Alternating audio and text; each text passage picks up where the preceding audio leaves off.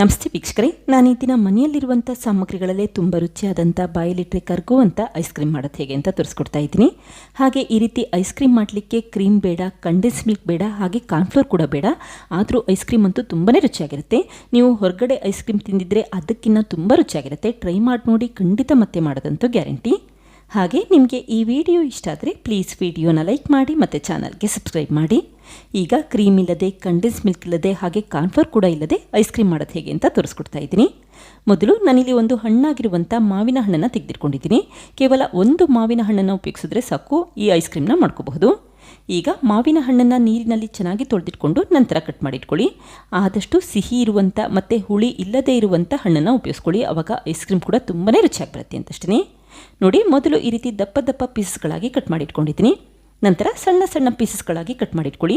ಸಿಪ್ಪೆ ಉಪಯೋಗಿಸೋದು ಬೇಡ, ಕೇವಲ ಹಣ್ಣಿನ ಭಾಗ ಅಷ್ಟೇ ಉಪಯೋಗಿಸ್ಕೊಳ್ಳಿ. ನೋಡಿ, ಈ ರೀತಿ ಹಣ್ಣಿನ ಒಳಭಾಗ ಅಷ್ಟೇ ಉಪಯೋಗಿಸ್ಕೊಳ್ಳಿ. ಆವಾಗ ಐಸ್ ಕ್ರೀಮ್ ಕೂಡ ತುಂಬಾ ರುಚಿಯಾಗಿ ಬರುತ್ತೆ ಅಂತಷ್ಟೇ. ಹಾಗೆ ನಾನಿಲ್ಲಿ ಮಾವಿನ ಹಣ್ಣಿನ ಸೀಸನ್ ಆದ್ದರಿಂದ ಮಾವಿನ ಹಣ್ಣನ್ನು ಉಪಯೋಗಿಸ್ಕೊಂಡಿದ್ದೀನಿ. ಅಕಸ್ಮಾತ್ ಮನೆಯಲ್ಲಿ ಮಾವಿನ ಹಣ್ಣಿಲ್ಲ ಅಂತಂದರೆ ಹಾಗೆ ಕೂಡ ಈ ಐಸ್ ಕ್ರೀಮ್ ಮಾಡ್ಕೋಬಹುದು. ಅಥವಾ ಬಾಳೆಹಣ್ಣನ್ನು ಉಪಯೋಗಿಸಬಹುದು, ಅಥವಾ ಸಪೋಟ ಮತ್ತು ಸೀತಾಫಲ ಹಣ್ಣನ್ನು ಕೂಡ ಉಪಯೋಗಿಸಬಹುದು. ಇದೇ ರೀತಿ ಮಾವಿನ ಹಣ್ಣನ್ನೇ ಉಪಯೋಗಿಸಬೇಕು ಅಂತೇನಿಲ್ಲ. ಈಗ ನೋಡಿ, ಹಣ್ಣನ್ನು ನೀಟಾಗಿ ತೆಗೆದಿಟ್ಕೊಂಡಿದ್ದೀನಿ. ಹಾಗೆ ಈ ಕಟ್ ಮಾಡಿರುವಂಥ ಹಣ್ಣನ್ನು ಒಂದು ಅಳತೆ ಕಪ್ಗೆ ಎತ್ತಿಟ್ಕೊಳ್ಳಿ. ಅಳತೆ ಕಪ್ ಇಲ್ಲ ಅಂತಂದರೆ ನೀವು ಯಾವುದಾದ್ರೂ ಸ್ಟೀಲ್ ಬಟ್ಲನ್ನು ಉಪಯೋಗಿಸಬಹುದು. ನೋಡಿ, ಈಗ ಒಟ್ಟು 3/4 ಕಪ್ಪಷ್ಟು ಹಣ್ಣನ್ನು ತೆಗೆದಿಟ್ಕೊಂಡಿದ್ದೀನಿ. ಹಾಗೆ ಈ ಕಟ್ ಮಾಡಿರುವಂಥ ಮಾವಿನ ಹಣ್ಣಿನ ಪೀಸಸ್ಗಳನ್ನ ಒಂದು ಮಿಕ್ಸಿ ಜಾರ್ಗೆ ಹಾಕ್ಕೊಳ್ತಾ ಇದ್ದೀನಿ. ಮಿಕ್ಸಿ ಜಾರಿನಲ್ಲಿ ರುಬ್ಬಬೇಕಾದ್ರೆ ನೀರೇನು ಹಾಕ್ಲಿಕ್ಕೆ ಹೋಗಬೇಡಿ, ಹಾಗೆ ರುಬ್ಬಿಟ್ಕೊಳ್ಳಿ. ಮಾವಿನ ಹಣ್ಣು ನುಣ್ಣಗಾಗಬೇಕು, ಅಲ್ಲಿವರೆಗೂ ರುಬ್ಬಿಟ್ಕೊಂಡೆ ಸಾಕು. ಈಗ ನೋಡಿ, ಮಾವಿನ ಹಣ್ಣಿನ ಪೇಸ್ಟ್ ರೆಡಿಯಾಗಿದೆ. ಇದನ್ನೀಗ ಹಾಗೆ ಎತ್ತಿಟ್ಕೊಳ್ತಾ ಇದ್ದೀನಿ. ನಂತರ ಉಪಯೋಗಿಸ್ಕೊಳ್ಳೋಣ. ನೀವು ಬಾಳೆಹಣ್ಣು ಅಥವಾ ಸಪೋಟ ಉಪಯೋಗಿಸಿದ್ರು ಅಷ್ಟೇ, ಮೊದಲು ಈ ರೀತಿ ರುಬ್ಬಿಟ್ಕೊಳ್ಳಿ. ಈಗ ಮತ್ತೊಂದು ಪಾತ್ರೆಗೆ ಅರ್ಧ ಲೀಟರಷ್ಟು ಹಾಲು ತೆಗೆದಿಟ್ಕೊಳ್ತಾ ಇದ್ದೀನಿ. ಕೇವಲ ಅರ್ಧ ಲೀಟರಷ್ಟು ಹಾಲು ಉಪಯೋಗಿಸಿದ್ರೆ ಸಾಕು, ಐಸ್ ಕ್ರೀಮ್ ಮಾಡ್ಕೋಬಹುದು. ಕ್ರೀಮ್ ಉಪಯೋಗಿಸೋದು ಬೇಡ ಮತ್ತು ಕಂಡೆನ್ಸ್ ಮಿಲ್ಕ್ ಕೂಡ ಉಪಯೋಗಿಸೋದು ಬೇಡ. ಈಗ ಊರಿನ ಮೀಡಿಯಂ ಫ್ಲೇಮಲ್ಲಿ ಇಟ್ಕೊಂಡು ಹಾಲನ್ನು ಬಿಸಿ ಮಾಡಲಿಕ್ಕೆ ಇಟ್ಟಿದ್ದೀನಿ. ಇದೇ ಸಮಯದಲ್ಲಿ ನಾನಿಲ್ಲಿ ಅರ್ಧ ಕಪ್ಪಷ್ಟು ಸಕ್ಕರೆ ಹಾಕ್ಕೊಳ್ತಾ ಇದ್ದೀನಿ. ಸಿಹಿ ನೋಡಿ, ನಿಮಗೆ ಎಷ್ಟು ಬೇಕು ಅಷ್ಟು ಪ್ರಮಾಣದಲ್ಲಿ ಸಕ್ಕರೆ ಉಪಯೋಗಿಸ್ಕೊಳ್ಳಿ. ಈ ಸಮಯದಲ್ಲಿ ಸ್ವಲ್ಪ ಸಿಹಿ ಪ್ರಮಾಣನ ಜಾಸ್ತಿ ಮಾಡಿ ಇಟ್ಕೊಳ್ಳಿ, ಆವಾಗ ಐಸ್ ಕ್ರೀಮ್ ಪರ್ಫೆಕ್ಟಾಗಿ ಬರುತ್ತೆ. ಹಾಗೆ ನಾನಿಲ್ಲಿ ಆರ್ಗ್ಯಾನಿಕ್ ಸಕ್ಕರೆ ಉಪಯೋಗಿಸಿರೋದ್ರಿಂದ ಈ ಬಣ್ಣ ಇದೆ. ನೀವು ಬಿಳಿ ಬಣ್ಣದ ಸಕ್ಕರೆ ಕೂಡ ಉಪಯೋಗಿಸಬಹುದು. ಈಗ ಹಾಲನ್ನು ಒಂದು ಅರ್ಧ ನಿಮಿಷ ಸಣ್ಣ ಉರಿಯಲ್ಲಿಟ್ಟು ಬಿಸಿ ಮಾಡಲಿಕ್ಕೆ ಇಟ್ಕೊಳ್ಳಿ. ಇದೇ ಸಮಯದಲ್ಲಿ ಮಿಕ್ಸಿ ಜಾರ್ಗೆ ಒಂದು 10 ರಿಂದ 15 ಗೋಡಂಬಿ ಹಾಕ್ಕೊಂಡಿದ್ದೀನಿ. ನಂತರ ಗೋಡಂಬಿ ನುಣ್ಣಗಾಗಬೇಕು, ಅಲ್ಲಿವರೆಗೂ ಪುಡಿ ಮಾಡಿಟ್ಕೊಳ್ಳಿ. ಗೋಡಂಬಿ ಹಾಕೋದ್ರಿಂದ ಐಸ್ ಕ್ರೀಮ್ ತುಂಬಾ ರುಚಿಯಾಗಿ ಬರುತ್ತೆ. ಕ್ರೀಮ್ ಹಾಕೋದು ಬೇಡ ಮತ್ತು ಕಂಡೆನ್ಸ್ ಮಿಲ್ಕ್ ಹಾಕೋದು ಬೇಡ, ಹಾಗೆ ಕಾರ್ನ್ಫ್ಲೋರ್ ಕೂಡ ಹಾಕೋದು ಬೇಡ. ಈಗ ರುಬ್ಬಿರುವಂಥ ಈ ಗೋಡಂಬಿನ ಹಾಲಿನ ಮಿಶ್ರಣಕ್ಕೆ ಹಾಕ್ಕೊಂಡಿದ್ದೀನಿ. ನಂತರ ಕಂಟಿನ್ಯೂಸ್ ಆಗಿ ಮಿಕ್ಸ್ ಮಾಡ್ಕೊಳ್ತಾನೆ ಇರಿ. ತಳ ಹಿಡಿಯೋದಿಲ್ಲ ಮತ್ತು ಗಂಟುಗಳಾಗೋದಿಲ್ಲ ಅಂತಷ್ಟೇ.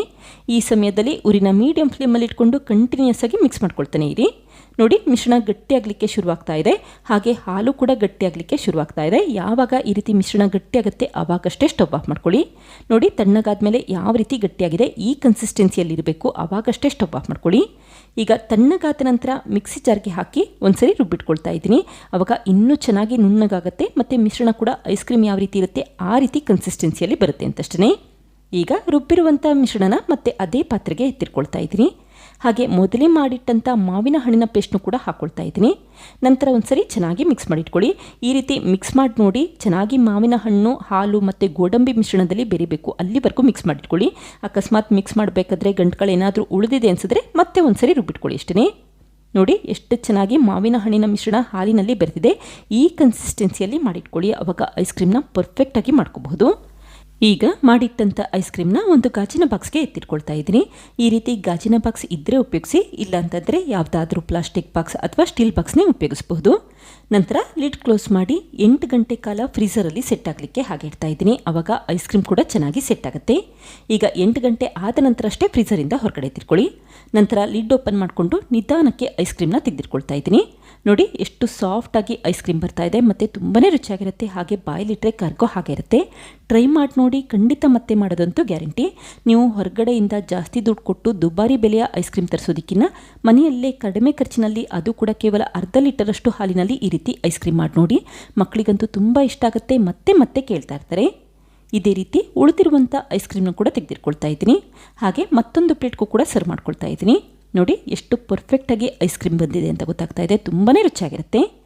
ಈಗ ಕೊನೆಯದಾಗಿ ಸ್ವಲ್ಪ ಕಟ್ ಮಾಡಿರುವಂಥ ಬಾದಾಮಿಯಿಂದ ಡೆಕೋರೇಟ್ ಮಾಡ್ಕೊಳ್ತಾ ಇದ್ದೀನಿ. ಬಾದಾಮಿ ಇಲ್ಲಿ ಆಪ್ಷನಲ್, ನೋಡಲಿಕ್ಕೆ ಚೆನ್ನಾಗಿ ಕಾಣುತ್ತೆ ಅಂತಷ್ಟೇ ಉಪಯೋಗಿಸ್ಕೊಳ್ತಾ ಇದ್ದೀನಿ. ಬೇಕಿದ್ರೆ ಉಪಯೋಗಿಸಿ, ಬೇಡ ಅಂತಂದರೆ ಹಾಕಲಿಲ್ಲ ಅಂತ ಕೂಡ ನಡೆಯುತ್ತೆ.